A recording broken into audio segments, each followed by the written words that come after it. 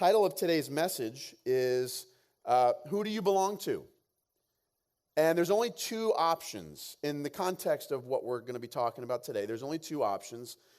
Who do you belong to? Do you belong to Christ or do you belong to the world? And a lot of Christians like to try to have it both ways. And what we're going to find is that that doesn't really work. It doesn't really work. A lot of Christians like to do the whole religion thing and come to church on Saturday or Sunday, but then go out and live like everybody else lives and do the things that everybody else does for the rest of the week.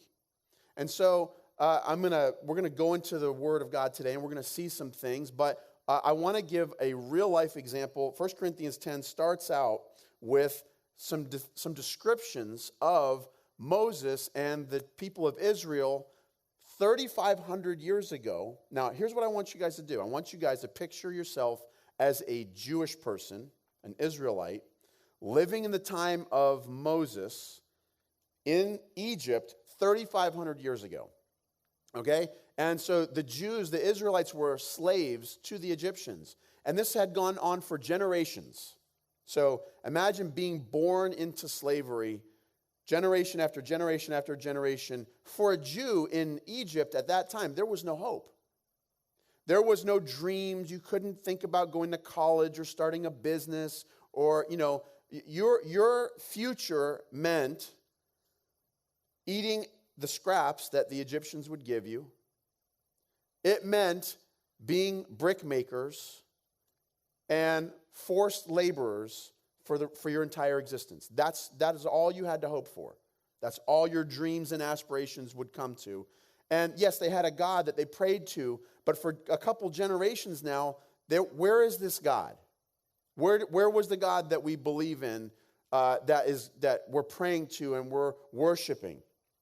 Okay, well, then all of a sudden, this guy Moses shows up.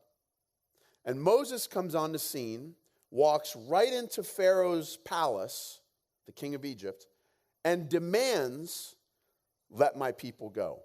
Or else, God's going to get you. And Pharaoh kind of laughs. It's like, get out of here, man. Don't ever let me see you again. It has grace on him. So Moses says, all right, well, I'll tell you what. We're going to turn all of your drinking water into blood. All right? Bam. All of Egypt's drinking water is turned into blood. And all of the Egyptians are like, how are we going to feed or drink? What are we going to drink? What are we going to give our cattle and our animals to drink? They're all going. So death started to happen. But God spared the Jews. He gave to the Jews. And so now, if you're a Jew, you're like, oh, snap. Something's changing here. Then, another plague. It was this pestilence of flies. Then it was lice. Then it was frogs. Then it was hail of fire coming from heaven. Finally, Moses said on the 10th plague, he said, Pharaoh, the next one you're going to call. And Pharaoh says, if you don't get out of here now, I'm going to kill the firstborn of all of Israel. So Pharaoh called it. He brought the curse upon himself, and God said, Pharaoh, by your own words, this is happening. And the Jews watched as the firstborn of all of the Egyptians were killed one night. But if you were a Jew, and you were a faithful Jew, and you did what God told you to do, and you got a lamb, and you sacrificed that lamb, and you took the lamb blood and put it over your doorpost, your firstborn of your household was spared. Are there any firstborn boys here tonight? Raise your hand if you're the oldest boy in your family. Couple of us, okay? So if you're the oldest boy in your family, if your dad wasn't a faithful servant of Israel, a faithful person doing what God asked him to do in that time, your life would have ended that day if you were a Jew in Egypt at this time. And so now, Pharaoh lost his own son. He is like, all right, Moses, take these people and go. Get out of here. Just go. And now, if I'm a Jew, honestly, if I'm a Jew living in Egypt at that time, I'm feeling pretty good about my God. I don't know about you, but I'm thinking, man, that's my God. That's right. You want me to wear the yarmulke and have, dress a little funny? Whatever you want, man. I'm good. I'll wear whatever you want me to wear because God is showing up for you. I don't know about you, but that would be pretty cool to see miracles. Then they go out in the desert. Now you think about it. You go out into the Egyptian desert. What does it look like? It's barren wasteland. There is nothing. So, okay, now what? God says, don't worry. I'm going to bring you to a promised land. And see this big cloud here? I want you to follow that cloud. I'll take you where you're supposed to go. Okay. And they just start following the cloud. Well, what about at night when we can't see the cloud? No problem. I'll turn it into a fiery cloud. And imagine seeing this. Imagine, okay, now what are we going to eat? We can't farm. We don't have wheat like we had in Egypt. God says, no worries. I have this stuff called manna. It's actually called angel's food, and I'm going to give that to you. Every morning, all you got to do is come out of your tent door, and on your doorstep, there's going to be angel food sitting there as much as you want. Take as much as you want, as much as you can eat that day. You are always going to be provided for. I don't know about you, but if I'm a Jew, I'm feeling pretty good. I'm feeling pretty good about my God. I'm thinking, you're seeing all this miraculous stuff. Then Pharaoh gets really upset. He says, I want, his pride and he started to enrage him, and he says, you know what? I don't even want the slaves anymore, but I don't want them to be free either. Let's go. I'm going to get my army, and we're going to go, and we're going to kill them all. So he takes his army, and he goes out and looks for the people of Israel just to murder them all. All 1 million people, however many there were. And now they're up on the border of the Red Sea. And now, all of a sudden, they see the Egyptian army coming over the desert. Imagine seeing like hundreds of thousands of soldiers with chariots and horses coming across the desert. You imagine what that would look like. Scary, right? Dust flying everywhere. And they come up, and right before the Egyptian army gets to the Israeli people, God sends a pillar of fire that separates the Egyptian army from the Jews, and God says to Moses, I got you again. Take your staff, put it over the Red Sea, and I will make a way. And God separates the sea. Anybody like the water? Anybody like fishing? Right, so a few of us. Imagine if you're there, and you're at the water's edge, and you see God just take the water and just separate it. And now it says that they walked on muddy ground. No, on dry ground. Not only did he separate the water, but he didn't make it muddy. It was like dry, nice ground to walk on. So 1 million people and all their cattle crossed the Red Sea, and they looked at the walls of water on either side. And when all of them got across, the pillar of fire that God was using to separate the Jews from the Egyptians just vanishes. Pharaoh's like, all right, guys, and I can imagine being like a soldier in the Egyptian army being like, hey, boss, I don't know if this is such a good idea. This looks a little sketchy here. And Pharaoh's rage says, let's go. Brings his army in between the water, and God says, you're done. Swallows the entire Egyptian army with the sea. I don't know about you, but if I'm a Jew, I'm feeling pretty good about my God at that point, right? Am I alone here? Do you guys feel that? Like, I'm feeling pretty good about God. I'm seeing all these miracles, and I'm thinking, this is the kind of God I'm going to worship. I'm going to follow. I'll do whatever he says. That's what I'm thinking. Finally, this is a very interesting thing. What do you drink in the desert? Well, there's no water anywhere. Well, God says, no problem, I got you. Moses, here's a rock. All you got to do is speak to the rock, and it will give all the water that you need for all of your people and all of their cattle. Really? Now, I'm going to read real quick, 1 Corinthians 10, verses 1 through 4. It says, moreover, brethren, I do not want you to be unaware that all of our fathers were under the cloud, telling them where to go. All passed through the sea, which I just described. All were baptized into Moses and the cloud and the sea, and ate the spiritual food, the manna, the angel's food. And some and the same spiritual drink. For they drank the spiritual rock that followed them, and that rock was Christ. Wait, the rock followed them? Now, I looked up what is the word follow, because I thought that was fascinating. In preparing for this message, I'm like, wait, the rock followed them around in the desert? That would be kind of weird. Imagine you're kind of growing up, like, I don't know what we're going to drink. Oh, there's the rock again. It just keeps, I don't know. Is this like an idiom? Is this some kind of metaphor? Maybe, but I looked up the word in the original language, and the word follow, it actually means follow. The rock, it's according to this passage, the simple reading, the rock followed them around. And anytime they needed water, Moses just talks to the rock. And it gives them water. Pretty cool. Pretty weird. There's a rock following me, but okay, whatever, man. It's giving us water, so we're good. We have something to drink. But here's the thing. All those miracles, all those fascinating things that they saw. Here's verse 5. And it says, but, I hate it when that word but comes. But with most of them, God was not well pleased, for their bodies were scattered in the wilderness. God was not well pleased. Well, why not? Well, if you want to look it up in your own time, in Numbers chapter 20, Moses, there's this thing where the people were complaining. Like the rock following them around and getting water whenever you want, it wasn't enough. And Moses was starting to get frustrated because the people were like, we should have just stayed in Egypt and died with our ancestors. We should have just died with them all. It would have been better to do that than to come out here and go through this over and over and over. We have to keep having faith, keep having faith. It would be better just to die. So Moses and Aaron, they go to the temple or the tabernacle and they weep before God. And they're like, God, what do we do?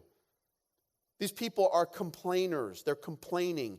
They're complaining. They're complaining. They had angels' food for free. They didn't even have to farm. They didn't have to grow their food. They didn't even have to go to Publix. They just walked up, they opened their tent door, and there's angel food every day. Well, we're not want just bread. We want meat. So God even gave them quail. So fine, here's quail, as much as you want. The whole people, what more do you want? God says, what do I do? Moses says, what do I do? God says, look, Moses, just talk to the rock and give it to him. So Moses goes out, frustrated, and says, he didn't say that. But what he did, he got frustrated and he struck the rock twice. He started beating the rock out of frustration because of the complaining people of Israel, because of the lack of faith. All the things that they saw, and the reason I bring that up is because who here has ever experienced a miracle? Anybody here? Ever, we've experienced a miracle, somebody being healed, something just that there's no other explanation but God. I've experienced a miracle. Thank you. It's incredible. But there's certain people that they try to place their faith based on the miracles that they see. And I got news for you. It doesn't work like that. It doesn't work like that. The Israelites, I think God had recorded all of that and gave us all this story where it's miracle after miracle after miracle. I mean big stuff. Plagues in Egypt, parting the Red Sea, manna from heaven, quail from heaven, water from a rock, all this stuff. Protection over the people, and they still weren't satisfied. And here's what they says. God was not pleased with them. Why? Because they chased after idols. They still worshiped false gods. Moses went up on a mountain for a few months, and they melt down all the gold that they had and build a fake god, an idol cow, and they started worshiping it. Like, what? After God provided all that and shows up miracle after miracle after miracle. And then here's what they also did. They complained. Any complainers in the room? All right, I got some honest people. Teenagers, yeah, come on. We complain. Things are good. Life is good. You got food on the table. We got friends. We have a lot to be thankful for, but yet we complain. So here's what anybody ever feel like the Bible is a book full of do's and don'ts? Like there's a lot of things I can't do. Like anybody ever get like overwhelmed with that? Like, man, sometimes it's kind of boring to be a Christian. All my friends are out doing this. They're out in the clubs. They're out, going to parties. They're out drinking. They're out vaping. They're doing this. They're engaged in relationships that are inappropriate. And now the Bible and my parents and my pastors, and they're all trying to get me like, man, it's like, gosh, really? A lot of rules. Anybody ever feel like that? Honestly, it's okay. I feel like that sometimes. That's part of the deal. The Bible's an equal opportunity offender, And so it offends me when I want to do something and God says no. I'm offended because my flesh wants to do it. So what then? What do? I don't have a picture. I had a picture. Anybody ever babysit? Watch your little baby brother, or babysit for a neighbor or a friend or whatever? Okay, now, imagine you're babysitting a 3-year-old, and you tell the 3-year-old, if we're going to play outside in the front yard, whatever you do, you're not allowed to go in the street. Not allowed to go in the street. Baby, the 3-year-old, what are they going to do? Are they going to just listen to you? Maybe. No way, right? We got some experience here, right? No way. They're going to want to go in the street. Why? Now, do you sit the 3-year-old down and say, okay, 3-year-old, if you go out into the street, this really speeding huge chunk of metal that weighs thousands of pounds might crush every bone and organ in your body and bring you instant death, or hopefully instant. Do we explain that to a 3-year-old? No, you just say, dude, trust me. No, you can't go in the street. You can't go in the street. And what does a 3-year-old do as soon as you turn your head? They go out in the street. Why? It's just out of curiosity. What's so bad about the street? It doesn't look bad. It doesn't look bad. And we go out in the street. They go out in the street. Now, if you, the Bible, in verses 6 through 10, if you're following along, it gives a list of don'ts. It's laborious. It says, don't lust after evil things as they lusted, the people of Israel. Don't have idols. Don't have things that you worship in this world other than God. And I'm not just talking about like a golden cow that you bow down to and make sacrifices to, but I'm talking about your shoes. You can worship shoes. I've seen people do it. I've seen people worship a car, worship a relationship, worship themselves. Seen it all right? And so he says, don't have idols. Do not commit sexual immorality.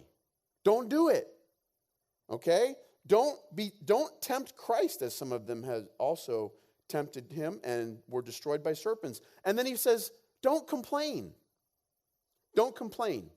Now, a lot of don'ts. But guess what? It could be like, well, sexual morality, like don't do that. Well, I had this experience. It felt good. It feels good and it was fun and nothing bad happened. Everything seems good. Like, oh man, what's the Bible know? I'm just going to tiptoe out into the street again. I'm going to go to the party and have a few drinks. I'm going to, smoke that thing, whatever. I'm going to lie to my parents. I'm going to deceive. And here's what happens. You might get by a couple times, just like the kid in the street. You might play out in the street a couple times and nothing happened. But guess what? If you play in the street enough as a little kid, the likelihood is eventually you're going to have an accident. And it's going to be bad. And here's the deal. As a biblical counselor, my job, I get the people that ignore these warnings. They have sex with whoever they want. They go out and drink and get involved with drugs and alcohol and they lie and they get involved with things. And guess what? It destroys their lives. And then they wind up in my office when their life is destroyed. So we have a team of biblical counselors. They're very, very busy. We have people from the body, just their lives, their marriages are destroyed. Their lives are being destroyed by drugs and alcohol. And they didn't ignore the Bible's warnings, and they're going out and playing in the street when their babysitters turn in their head. Your parents aren't omnipresent. They can't keep you away from the bad things all the time. So my hope for you guys is to think about it. Now, chapters 8 and 9, if you were here over the last couple weeks, talked about not eating meat sacrificed to idols. And even though you have liberty to eat certain things, if it causes your brother to stumble, let me not eat meat. Well, Paul's bringing it back, and he is saying, you know what? Yes, be concerned about other people, but I'm going to say for a second, be concerned for yourself. Be concerned for yourself. Okay? And, just keep in mind, don't do those things. I don't know. I had a point. I forgot what it was. But don't do those things. Dressing modestly. I know it's a big challenge for high schoolers. Wearing things that draw attention to yourself. Just be careful. Be careful. There's a reason why the Bible says don't try to draw attention to yourself based on what you dress. If you do that over and over again, it's going to come back to haunt you. Many, many ways, all right? Now, do you belong to God or do you belong to idols? That's a very interesting thing. Who do you belong to? And I want to know, how do we know that you're genuine? How do you know that you're genuine? And are you an imposter Christian or are you a real Christian? And in order to kind of show this off, I have in my hands, who knows what that is? Jordan 4s. Jordan 4s. All right, quick, Jordan 4s. Anybody know how much Jordan 4s run these days? $500. I had to look it up. All right. Now, this is something that has been fascinating to me, that people will go online and buy a used piece of cloth and leather that has been worn by other people's feet for $500 from somebody, just I don't know on what platform you're buying it from, but that's fascinating to me, because this is not worth but a couple bucks, actually, the material on it. And so, that's fascinating to me. But here's the thing. How do you know it's an actual real Jordan? In fact, there's some ways that you can find the real one versus the imposter. And one of the ways is this little thing back here. If you try to pull that down, if it doesn't snap back up into place real quick, then you might have a fake. You might have just given your $500 away to somebody that's laughing their way to the bank, right? The other thing is there's this little cage that's over on the side of the shoe here. If it's not faced in the declining direction of the laces, then you got ripped off. Okay? That's a rip-off. And finally, the stitching on the tongue is really high-quality stitching. If you find one that has stitching that's kind of loose and it looks like it's like crooked or whatever, then you just got ripped off. But I will say, just Bible study aside, if you paid $500 for this, you got ripped off anyway. But that's just my opinion. But guys, the imposter Jordan versus the real one, how do we know if we are walking right with the Lord? Like, who do we belong to? And so if you are highlighting verses or you're writing notes, verse 13 says, "No temptation has overtaken you except as such common to man. But God is faithful, who will not allow you to be tempted beyond what you're able, but with the temptation will also make a way of escape so that you'll be able to bear it." So what does this mean? That no temptation has overtaken you except what is common to man. What is common to man? What temptation is common to man? Guys, guess what? Satan's been at this a long time, tempting people. This isn't new for him. It's the same things. It's the same temptations. It's idolatry. It's lusts. It's sexual temptations. It's greed. It's pride-based, right? And so the only excuse you have, who do you have to blame if you sin? Yourself.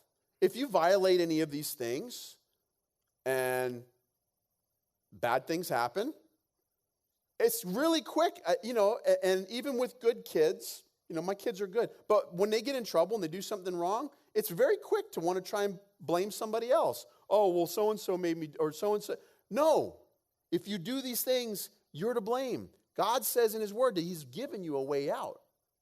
He's given you a way out. He's not going to let you be tempted beyond what you can bear. Okay? And it even can come to a place where young people struggle with this, that when they dip into a sin and they continue down this path, it can lead to a sense of hopelessness, because continued sin brings a lack of hope, because you're drifting farther and farther away from God. Guess what? 2 of my good friends from high school committed suicide shortly after they graduated. 2 of them. Why? Both of them. It's because they started a life of sin and they were unwilling to correct it. That sin brought hopelessness. And I can tell you right now, if you're down a path and you're feeling that depression and that despair, that's a potential thing that you might think about one day. And if you think about that thing one day, I got news for you. You don't have to go there. There is another answer. Please, I pray nobody in this room ever finds himself at that level of despair. There is another way. Okay? Please. Okay? You can never say the devil made me do it. Now, I got a question. I'm going to name a few. I'm going to describe somebody in the Bible by these 4 characteristics. And I want you to think of in your mind. If you know what the answer is, keep it to yourself. But I want you to think in your mind, who am I talking about? Okay? What biblical character am I talking about?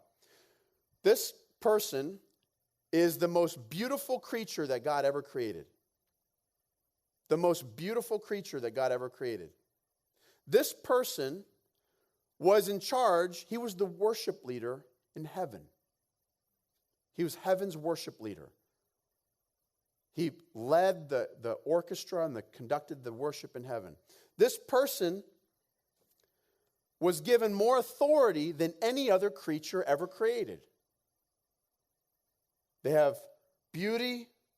They love music. They have authority. Wow. Sounding more and more like TikTok. Just saying. I have a TikTok account. It's tough. Finally, they're described as the angel of light. Wow. Who am I talking about? Anybody thinking Gabriel? Anybody thinking Michael, the archangel? No? How about Jesus? Okay, we have a Jesus hand, a couple hands, all right? What? Tell me. Lucifer, the devil. Who knew that? Raise your hand if you knew who I was talking about. Okay, Javin's educated you guys. I like that. You guys been paying attention. So Lucifer, his whole plot, I mean, this being has more authority than anybody who has ever been created. And he wants to take you out. And he understands beauty, and he understands music. And he's going to use those things to bring you on a path for your destruction. It's going to be fun for a while. It's going to be interesting. It's going to be entertaining. It's going to be funny for a while. Get authority, get power, get riches. That sounds good. Might be good. Feel good anyway, for a while. Until it catches up with you. And so Jude 1, there's only one chapter, verses 8 and 9, it says that Michael the archangel was in a dispute with Satan over the body of Moses. Well, what is that all about? Why are they arguing about where Moses' body is? I wish I had more time to talk about that because it's really cool. But they were in a dispute over the body of Moses. And Michael said, I dare not accuse Satan. Nevertheless, let the Lord rebuke you. He has to step aside to let Jesus rebuke Satan. Satan is real and he's powerful, and even the most powerful angels on God's army can't go against him without the help of the Lord. So I just want you guys to know that that being wants you off track. That even Michael the archangel can't accuse him without the Lord. All right? So keep that in mind. What was the original temptation to Eve in the garden? Eat this fruit and you will be like God. Whoa. To be more like God? That was the temptation? Yeah.